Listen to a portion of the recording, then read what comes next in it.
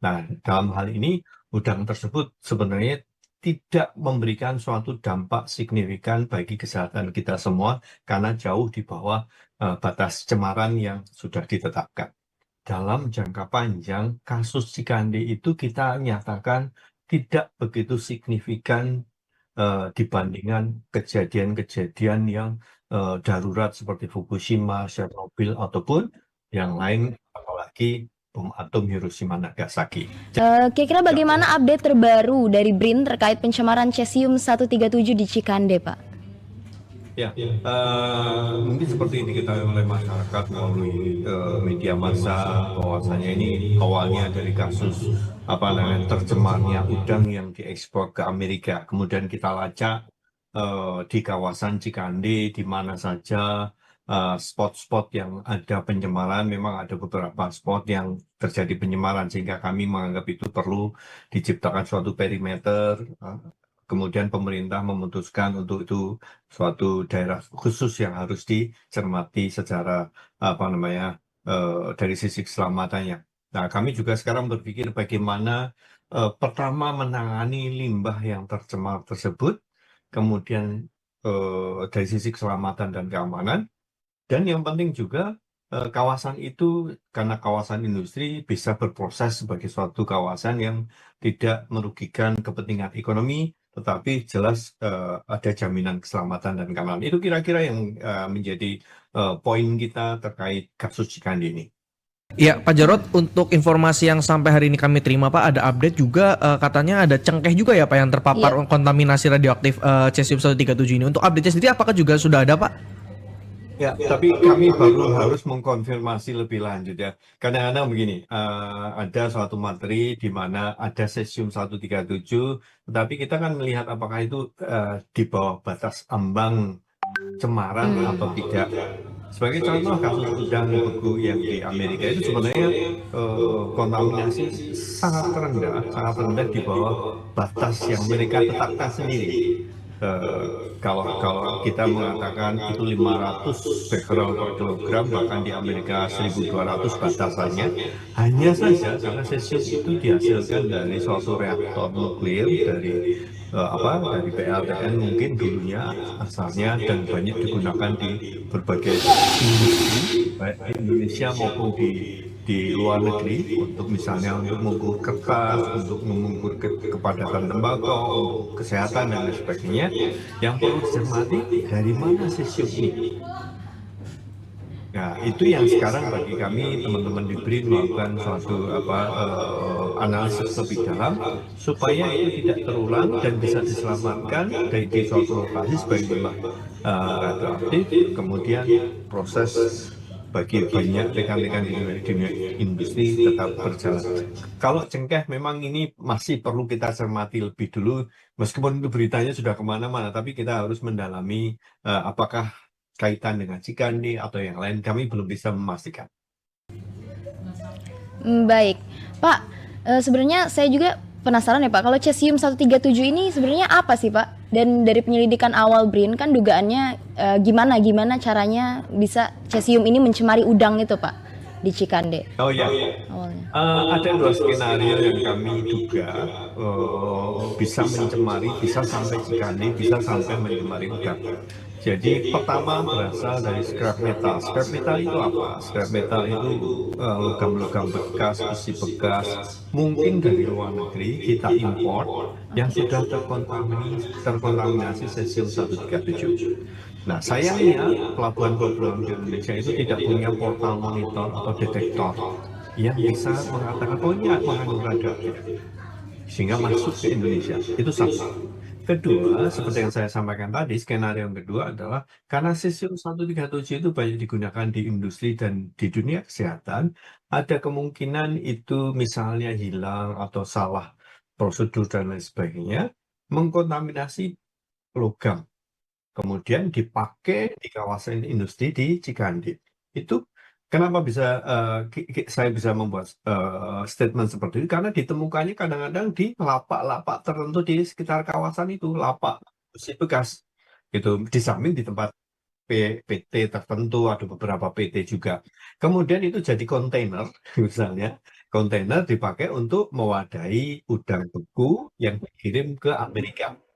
Sehingga menimbulkan suatu pertanyaan, kok di udang itu ada cesium 137? Itu jalur yang menurut analisis kami mungkin terjadi.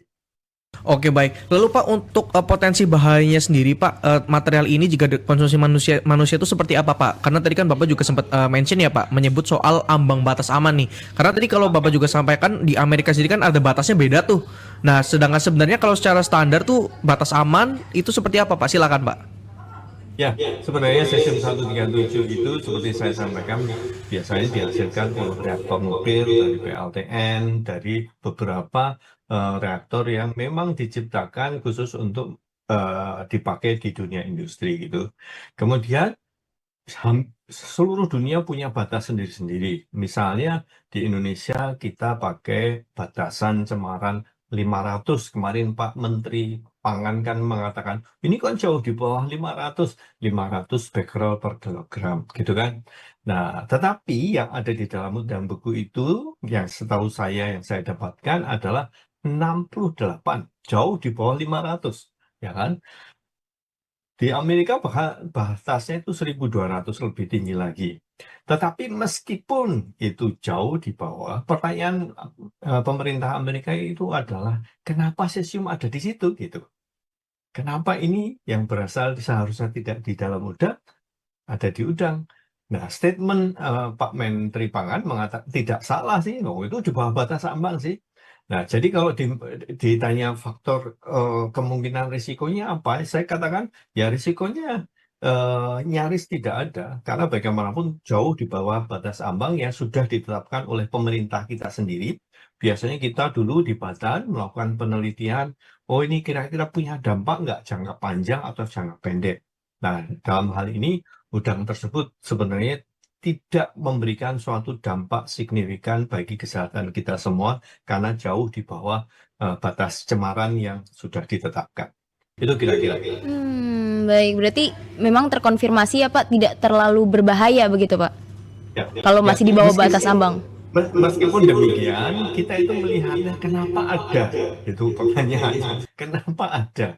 Sehingga kadang-kadang kita berpikir, karena saya periset, terus kita lacak di kawasan di Cikande. Oh, di sini ada. Oh, di lapak ini kok bisa paparannya lebih signifikan, lebih tinggi daripada di pabrik ini. Terus kita, oh jangan-jangan ada jalur di mana itu ada perdagangan besi bekas yang terkontaminasi. Yang kita khawatirkan adalah bukan dari sisi udang beku tadi yang ternyata terkonfirmasi mengandung cesium tapi rendah, tetapi jangan sampai industri-industri lain atau pabrik-pabrik lain mengalami hal yang sama atau lebih tinggi paparannya. Sehingga ini yang kami sampaikan ke pemerintah adalah menguatkan infrastruktur pengawasan material radioaktif. Kemudian yang penting adalah bagaimana ada suatu badan yang dulu ada Batan gitu ya, yang selalu mendukung pemerintah dalam hal sisi teknis. Kalau ada kayak gini, apa yang harus dilakukan? Kayak gini, apa yang dilakukan? Bukan hanya badan pengawas saja, tetapi mampu secara teknologi mencegah dan menangani kasus yang sama dengan Cikande. Itu kira-kira. Oke baik, iya Pak Jarod tadi kan Bapak juga sempat menyampaikan bahwa ini kan berarti tidak berbahaya begitu ya Pak ya. Tapi jika untuk bicara jangka panjangnya Pak, ini radiasi CS137 ini seperti apa Pak nanti dampak jangka panjangnya Pak? Ya, kita kadang-kadang saya mengambil contoh di Fukushima ya. Fukushima kan suatu kecelakaan yang besar yang dulu tahun 2011 terjadi, banyak cesium 137. Dan mereka melakukan suatu kegiatan monitoringnya itu tidak jangka pendek. Karena dalam radioaktif itu kan kemungkinan dampak sesaat atau mendadak, misalnya karena kita kena radioaktif besar, muntah-muntah misalnya seperti itu, atau kejadian yang lain. Tapi jangka panjangnya kita monitor, misalnya ada kejadian sakit kanker. Tetapi sekali lagi, selama analisis yang kita lakukan belajar dari Chernobyl itu lebih lama lagi, atau kegiatan kecelakaan yang lain, atau mungkin bom atom Hiroshima Nagasaki, maka dalam jangka panjang kasus Cikande itu kita nyatakan tidak begitu signifikan dibandingkan kejadian-kejadian yang darurat seperti Fukushima, Chernobyl, ataupun yang lain, apalagi bom atom Hiroshima Nagasaki. Jadi itu yang bisa saya sampaikan. Baik, oke Pak. Pak tadi kalau tentang kontaminasi, tadi kan Bapak bilang ada 2 skenario ya Pak. Yang satu scrap yang mengkontaminasi kontainer, terus yang satunya lagi karena pabrik gitu Pak, limbah pabrik ya. Ada ya sumber-sumber yang digunakan, sumber cesium digunakan di pabrik-pabrik di Indonesia hilang misalnya, terus nanti mengkontaminasi besi atau logam, terus besi logam itu terbawa ke Cikande. Kontaminasi ini bersifat lokal atau berpotensi menyebar juga Pak, lebih luas ke daerah lain gitu mungkin? Ya, kita tidak tahu seperti apa namanya jalurnya, tetapi yang jelas yang harus kita waspadai penggunaan cesium 137 itu ada banyak di dunia industri dan kesehatan. Nah, ya, jadi dulu masih ingat kasus Batan Indah tahun 2020 itu juga cesium 137. Waktu itu saya katakan untungnya memang kemudian di dekat Serpong, di dekat institusi kami sehingga bisa ditangani. Sekarang Cikande 50 km jaraknya dari kami. Jadi saya hanya mengatakan seharusnya negara ini siap menghadapi situasi sejenis. Karena situasi seperti ini juga kadang terjadi di negara lain. Ya. Jadi kalau sekarang Cikande masih di Pulau Jawa, masih dekat BRIN misalnya. BRIN di Serpong kami kan, 50 km. Tapi bagaimana kejadian kalau itu di Sumatera, di Kalimantan, bahkan di Papua?